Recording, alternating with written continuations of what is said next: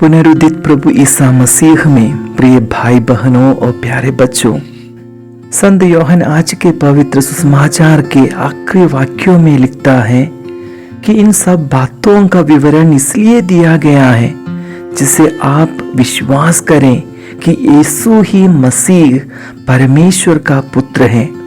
आपका यह विश्वास आपको अनंत जीवन प्रदान करेंगे। इससे स्पष्ट है कि आज के पवित्र सुसमाचार में जो घटना हम सुना, संत थॉमस को उद्दित प्रभु का दर्शन पुनरुद्धित ईसा मसीह पर हमारा विश्वास दृढ़ बनाने और अनंत जीवन प्राप्त करने के लिए दिया गया है। अब भाइयों और बहनों, हमारा ईसाई विश्वास का मूल आधार है ईसा मसीह का पुनरुत्थान। इस धरती पर हमारा जीवन काल के बाद हमें स्वर्ग में प्रभु परमेश्वर के संग शाश्वत जीवन है, अनंत जीवन है।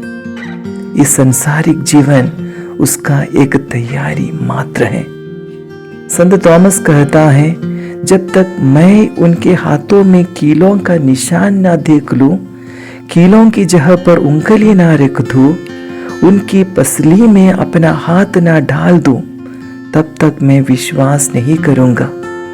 यानी जब तक मैं पुनरुद्धित प्रभु का अनुभव दर्शन और स्पर्शन यानी इंद्रियों से ना करूं, तब तक विश्वास नहीं करूंगा। हमारा भी विश्वास कभी कभी इंद्रियों पर ही सीमित रहते हैं। किसी से सुना ईसा मसीह और कहीं पढ़ा वाला ईसा मसीह आदि। ईसा मसीह पर हमारा विश्वास अपना निजी अनुभव नहीं होते।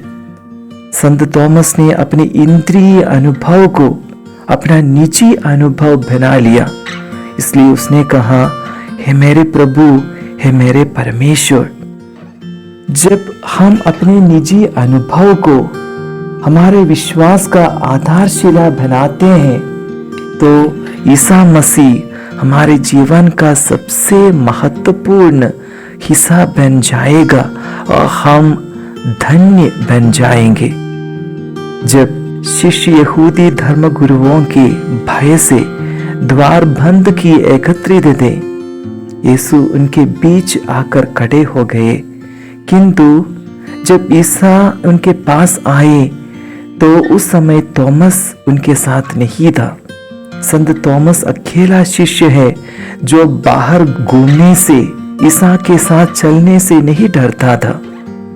वह एक धैर्यशाली शिष्य था। यही धैर्य थॉमस को भारतवर्ष में आने के लिए हिम्मत दिया। हमें भी धैर्य के साथ ईसा के साथ चलने और उनके वचनों को अपने जीवन में जीने और दूसरों के साथ बांटने का हमें भी दायित्व है।